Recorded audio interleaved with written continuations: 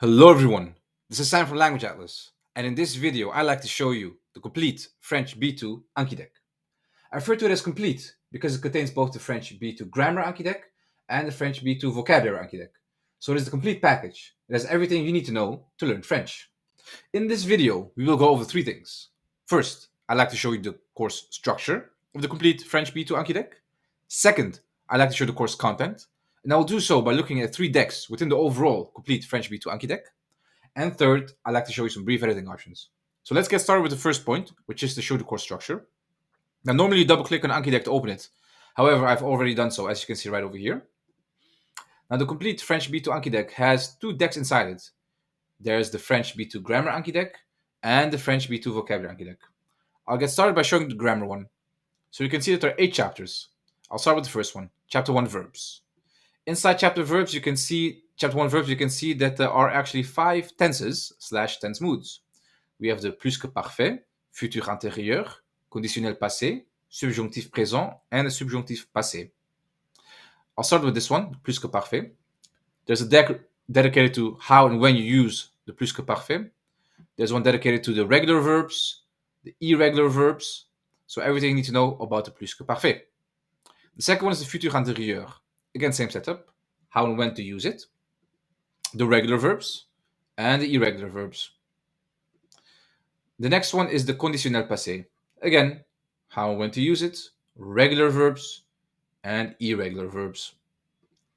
We have the subjonctif présent here, perhaps the most important one, how and when to use it, the regular verbs, and the irregular verbs.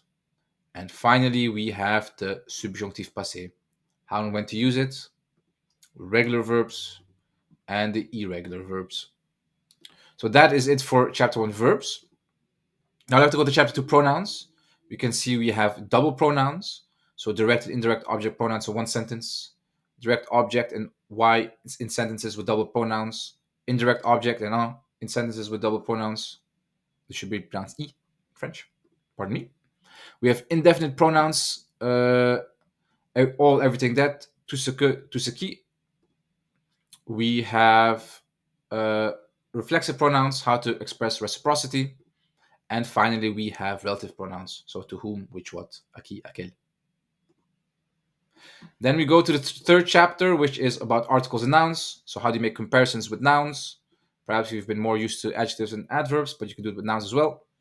Chapter 4, prepositions and conjunctions. How to say although, though, of which, including, whose, despite, so that, in order that. We have Chapter 5, adjectives and adverbs. So how do you express duration with these? We have Chapter 6, negations. So how do you negate with infinitives? Chapter 7, questions and interrogatives. How do you say how come that? And Chapter 8, idioms. How to talk about events from a past perspective. Very important. So that was the first deck, the French B2 grammar one. Now this is the second one, the vocabulary one. We have pronouns, conjunctions, verbs, nouns, adjectives, adverbs, prepositions, and determiners. So 8 chapters, each has its own dedicated one. But however, if we go to Chapter 4 nouns, you can see that there's a plus icon. If you click on it, you can see that there are 19 subdecks inside it. What are those? Well, I've taken a look at all the nouns in Chapter 4 nouns, and I've categorized them on theme. So you have over here academia and intellect, for example. You have animals, you have food and drinks, you have people, you have transportation. Whenever you wish to study a certain theme, you are able to do so. Now, that was the end of the quick overview of the course structure. I just want to add that I have a video dedicated to the French B2 grammar one and a video dedicated to the French B2 vocabulary one. So if you want to have an even more in-depth look, want to see even more examples, want to see even more decks, you can look at those two to do that. However, in this video, I think this quick overview suffices. I think you get a good overview and you've seen already the course structure.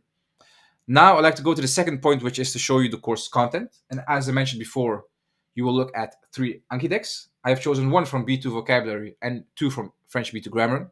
But again, if you want to see even more decks, you can go to the 2 other ones, the 2 other videos. And those 2 videos will be found in the comment section and description. So let's have a look at the French B2 vocabulary deck. We will go to Chapter 4 nouns, and then we will go to location. I will click on study now, and this is what we see. We see a French sentence. We see 2 blanks, and it's your job to know what goes inside the blank areas. We have the English translation of the French sentence with a certain part bolded and underlined, a workshop. So we have to know a workshop in French. And we see a picture, which is a visual representation of the French sentence. Now, why is this here? Many studies have shown that if you see a picture when it comes to together with a sentence, people are able to better understand the French sentence and also able better to remember it. So in a second, we will see the answer to a workshop, and having a picture there will really help you understand and memorize it. So, what is a workshop in French? Il fabrique des assiettes dans un atelier de poterie. L'atelier, un atelier. Les ateliers, des ateliers. So, let's get started with this point over here. This is what I like to call the sentence area. You see over here the correct French sentence. However, something is in blue, the answer that we're looking for. Why is this? Well, French is a gendered language. So the nouns are masculine and feminine, and adjectives are masculine and feminine as well. They have genders. And masculine nouns are shown in blue, and feminine nouns are shown in pink. This is very important, so you can immediately recognize the gender of a noun when you study it. And of course, this will help you memorize it as well. Over here, we have the IPA notation of the French sentence. So if you want to study your pronunciation, or if you want to know, hey, how is something pronounced, you are able to do so. And underneath that, we have the English translation of the French sentence. I can click on this to hear the sentence again. Il fabrique des assiettes dans un atelier de poterie. The second area is what I like to call the singular noun area. So we have over here the singular noun in its definite form and the singular noun in its indefinite form. We have the IPA notation, and we have the English translation. If I click on this, I can hear the audio again. L'atelier, un atelier. Great. And the third area is dedicated to the plural version of the noun. So here's a plural version. Here's the IPA notation of the plural version. Here is the translation, and here's the audio. Les ateliers, des ateliers. Great. So that is the setup. Let's have a look at another card. A new tunnel is under construction between Switzerland and Italy. How do you say a tunnel? Un nouveau tunnel est en cours de construction entre la Suisse et l'Italie. Le tunnel, un tunnel. Les tunnels, des tunnels. Great. So in terms of setup, we've seen it before. Sentence area, singular noun area, plural noun area. Let's do another one. The corridor links the entrance to the living room. How do you say the corridor? Le couloir relie l'entrée à la salle de séjour. Le couloir, un couloir. Les couloirs, des couloirs. Great. Let's do one more. The clinic specializes in hand surgery. How do you say the clinic? La clinique est spécialisée dans la chirurgie de la main. La clinique, une clinique. Les cliniques, des cliniques. So this one is a little bit different. In terms of setup, it's the same sentence, singular, plural. However, over here you can see that la clinique is in pink. And why is this the case? Well, that is because it is a feminine noun. And I mentioned before, French is a gendered language, so the masculine nouns are in blue and the feminine nouns are in pink. So this is here so you can better understand the gender of French nouns and be able to identify it and, of course, memorize it as well. So that was the first card type that I wanted to show you. Now I'd like to show you the second card type, which is this one. Now we've seen the sentence before. He makes plates in a pottery workshop. But this time we have to see if we actually are able to spell the word correctly. So let's see what happens if I type in the correct answer. Il fabrique des assiettes dans un atelier de poterie. L'atelier, un atelier. Les ateliers, des ateliers. So great. You see right over here, if you answer a question correctly, Anki shows it in green. So well done. However, what if you do not know the correct answer? What if you do something like this? Un nouveau tunnel est en cours de construction entre la Suisse et l'Italie. Le tunnel, un tunnel. Les tunnels, des tunnels. So you can see right over here, I made a mistake when it comes to gender, and I made a mistake when it comes to the first letter. It should have been a T and I used a D. So what Anki does is that the parts that I had correctly are in green, and the parts that were incorrect are in red. So as you can see right over here and over here. And underneath Anki shows the correct answer. And right over here, there is a part in gray, and over here another part as well, and that is what I should have had but I didn't use. So the second card type really tests if you are able to spell a word correctly, which is incredibly important when you're learning a new language. And I could continue like this, but I think you get the picture. More spelling and more typing. So that was the first deck that I wanted to show you. This was one within the vocabulary deck location within nouns. Now I'd like to show you two other ones, and I'll go to the French B2 grammar deck. I'd like to go to chapter 1 verbs, and I'd like to go to the subjunctive présent, and I would like to go to regular verbs, and I would like to show you regular ER verbs, so subjunctive présent. And we see something mostly similar, but a little bit different actually. So this you've seen before, French sentence with a blank. This you have seen a translation. This you have seen a picture, but this you have not seen so far. And what is this? This shows you that you have to conjugate manger in the subjunctive présent. So every time you do verb exercises, it shows you which verb you have to conjugate in which tense. So let's see. How do you say manger in subjunctive présent? Il faut que je mange. There you go. So on the back side, we have what we've seen before. We have the French sentence, we have the English translation, and we have an audio. Il faut que je mange. However, on the back side, we see something different. This is something that we haven't seen before. This is an explanation area. So what the explanation area shows you is that whenever you're dealing with the grammatical concept, it explains to you why it is that certain way. So you can read it, you can better understand it, and every time you have a doubt, you can come back to it, and here you have answers and explanations. So let's have a look at what we see over here. We have a conjugation table, so you can see how ER verbs are conjugated. Now, this is actually the most simple one when it comes to subjunctive présent. So you have the il form in the présent indicatif, and we take the E and T ending away from it, and we add an E ending. So here we have a regular ER verbs conjugation method. It's essentially what I've shown you here. Find the il form of the verb in the présent indicatif, remove the E and T ending, and add the new ending.